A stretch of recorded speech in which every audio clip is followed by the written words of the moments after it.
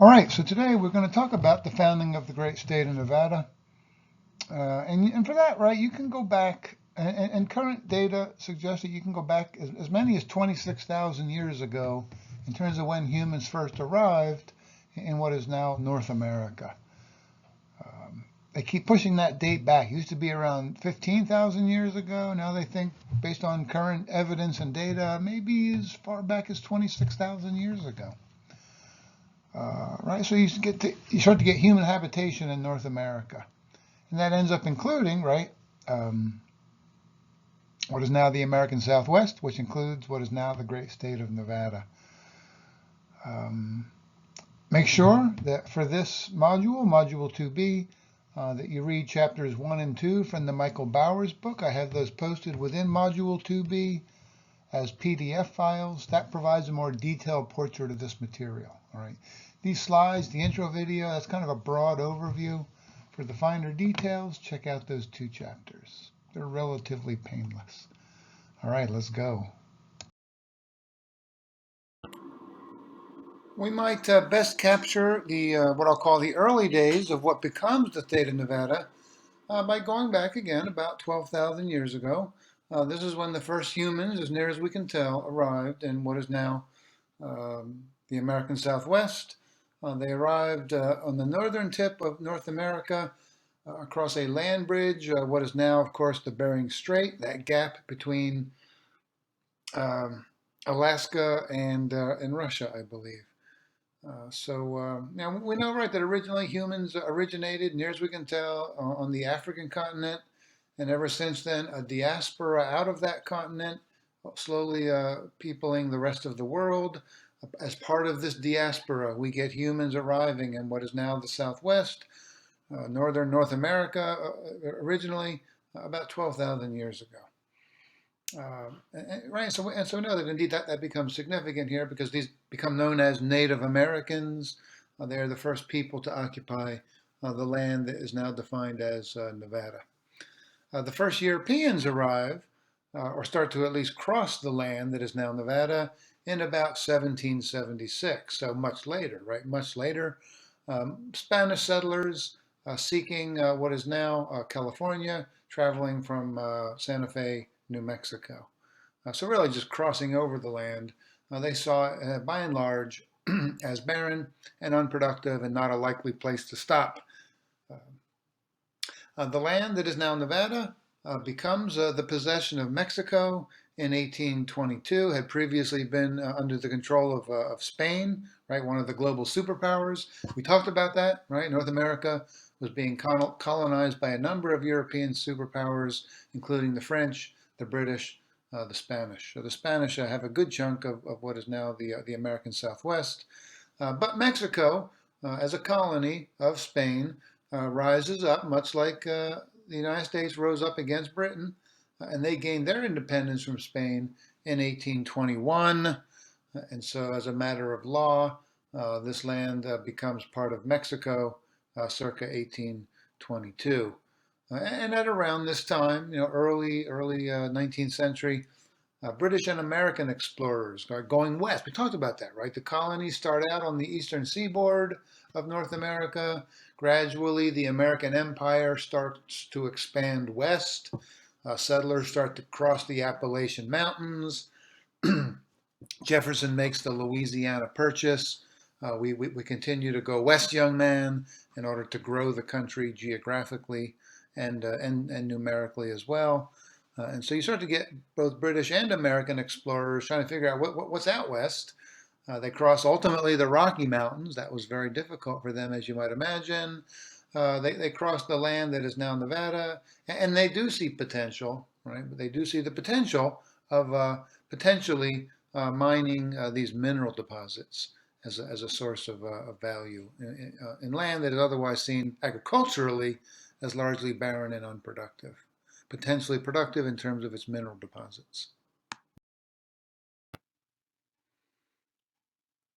3 key events ultimately trigger a cascading series of events that leads to the creation of the state of Nevada.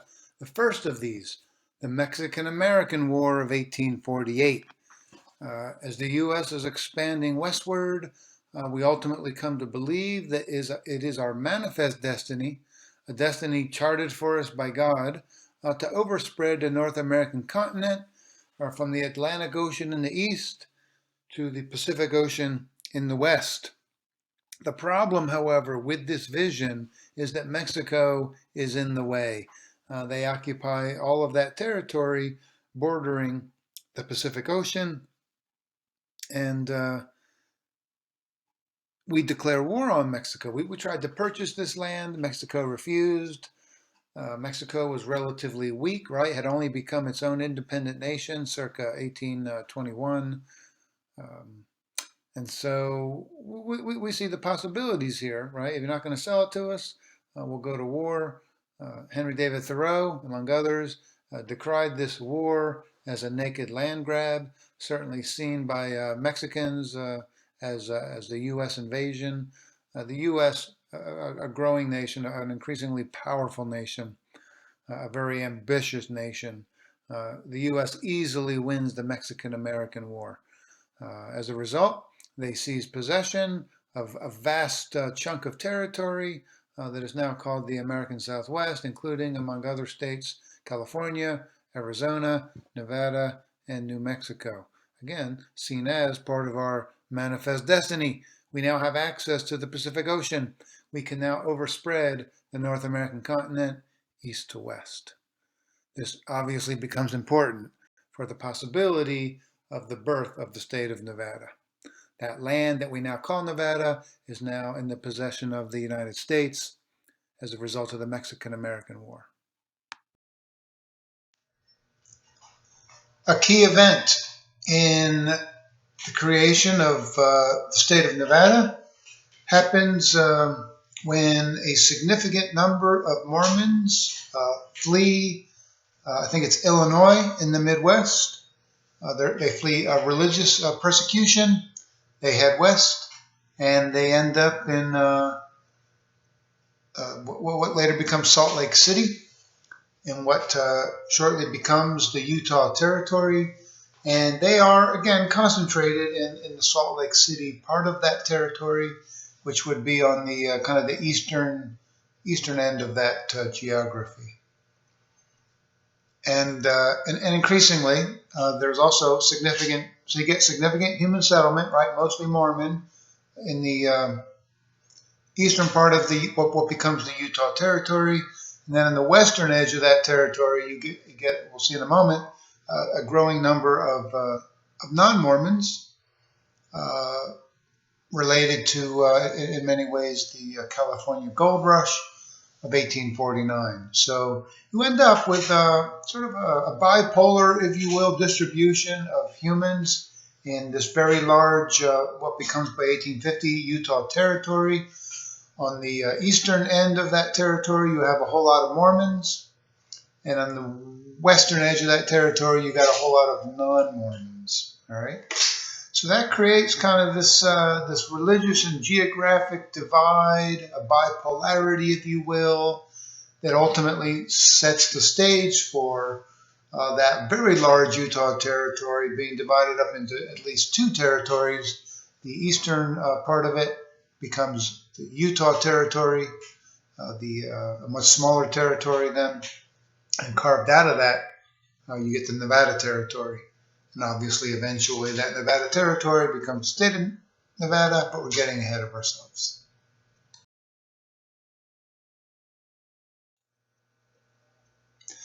Another event that ultimately helps lead to the creation of the state of Nevada is the Gold Rush of 1849, where gold is discovered in California. It ultimately attracts roughly 300,000 people from back east in the Midwest looking to make their fortune. This is where you get the go west, young man sort of adage about American history. And they end up extracting, I think, roughly $2 billion in value over some number of years. So this generates enormous amounts of wealth. Some of this wealth goes to help build the great city of San Francisco. And ultimately, interestingly enough, down the road a ways, it is investors California, and including San Francisco, that helped to build the city of Las Vegas early days, early to mid 20th century. And indeed, investing in general in businesses in the state of Nevada. So in that kind of odd way, around the bushes a bit, the gold rush does help to create capital in Northern California that ultimately some of that gets invested in the state of Nevada much later. But the more immediate impact of the gold rush is to generate huge numbers of people moving west, and many of them passing through what is now southern Nevada, what is now Las Vegas. If you ever go out to the it's called the Springs Preserve, I believe. That was, I think, along the not the Santa Fe Trail, the old Spanish Trail. I believe that's also some of that trail can also be found in and around Red Rock, if you ever go out there at all. Yeah, and so this becomes, right, sort of a place to resupply. Las Vegas becomes a place to resupply along the old Spanish Trail as these individuals look to make their push over the mountains and into California to pursue their fame and fortune via the gold rush. So that creates, right, the possibility of significant human habitation in what later becomes southern Nevada, because it creates economic reasons, economic productivity. It creates economically productive activity in what becomes southern Nevada, resupplying these people headed out west.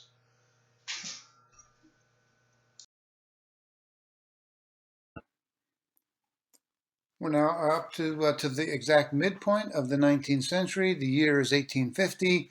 And in 1850, Congress passes legislation regarding slavery, right? This is much of what's been happening in Congress for the last few decades. They're trying to come to grips with the issue of slavery.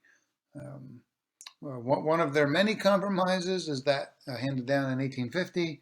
And in this 1850 compromise, Congress essentially says we're going to essentially negate the Missouri Compromise of 1820. That was more sort of a pro-abolitionist compromise. This is more of a 50-50 compromise. And what Congress declares is, as we create new states out of these Western territories, these states can choose to be either slave or free. It is up to them. And we'll see that in terms of how political forces play out in the next several years, the very fact that Nevada is destined to be a free state is going to come out on the abolitionist side. This favors their admission into the Union. It does not favor Utah's admission into the Union, as we'll see. We get what many historians have called a period of anarchy and confusion, circa 1857 to 1861. In this period of anarchy and confusion in the Utah Territory, really takes place as a result of the discovery of the Comstock lode, the discovery of a very rich deposit of silver in what is now Nevada. At the time was the southern half of the Utah Territory. This results in sort of a silver rush of sorts. It creates rapid economic growth in that part of the territory where there is that silver lode, but as a result as well, in this pell-mell pursuit of wealth, a breakdown of law and order, right? The rise of vigilante justice. There's so much wealth being generated. The forces of government are far to the north, as we've discussed, right? Far to the north in Salt Lake City. And the distance back then was great, right? They didn't have highways back then. They didn't have automobiles. They did not have airplanes. So if you were several hundred miles away, that was very far indeed, over pitted dirt roads at best that could get muddy during much of the year, snowed in during the winter, horse and carriage. You can imagine the geographical distance between Salt Lake City in the north, the Comstock lode in the southern half of the Utah Territory, makes the possibility of law and order deeply problematic in the context of the discovery of silver, right? This is captured in that HBO series of many years ago called Deadwood. All right, so this creates then a political crisis, a breakdown of law and order in the southern half of the Utah Territory. The next significant event, Congress ultimately decides to divide the Utah Territory into two sections. The northern half becomes the Utah Territory, the southern half becomes the Nevada Territory. What's also going on at around this same time? The southern states secede from the Union over the issue of slavery. They see where things are headed. They don't like where things are headed. Too many of these new western states are proving to be abolitionist. The Union seeks to pull those southern states back into the Union. Civil War results, right? The Civil War. And with the Civil War, the Republicans, of course, come to dominate Congress. The Southern Democrats leave. They create their own confederacy. Uh, so the Union, the Congress, is dominated by the Republican Party, created in 1854, right? As a basically as an abolitionist party, certainly an anti-slavery party. Lincoln wins the White House on behalf of the Republicans in 1860. So national political forces are all on the side of the Republican Party, on the anti-slavery side of that question. And of course, this becomes very significant, right? Because again, what's Nevada looking to become? A free state. Utah ultimately hedges. They hedge on the issue of slavery. I think it was Brigham Young was the governor of the Utah Territory. He does not rule out slavery as a possibility. He sees biblical endorsements for that institution, and in addition, of course, he's an advocate of polygamy. That also does not sit well with the U.S. Congress or the White House. So the Nevada Territory, once it's created, has huge political advantages over the Utah Territory. Let's be clear then, as we head towards statehood in 1864, again, the national political forces are arrayed on the side of Nevada becoming a state, right? The Republican Party is in control of national politics. They're looking to make sure that Lincoln gets reelected in 1864. They're looking ahead to the end of the Civil War and passage of the 13th Amendment that bans slavery. And they know that if they can add Nevada to the Union prior to that election, that'll help Lincoln get reelected. It'll help with the subsequent passage of the 13th Amendment to the Constitution.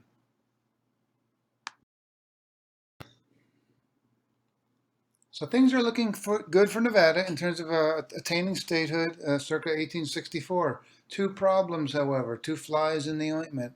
One, the initial proposal in terms of a state constitution that would make Nevada a state and not just a territory. One, silver mines will be taxed as property, just like homes and other businesses.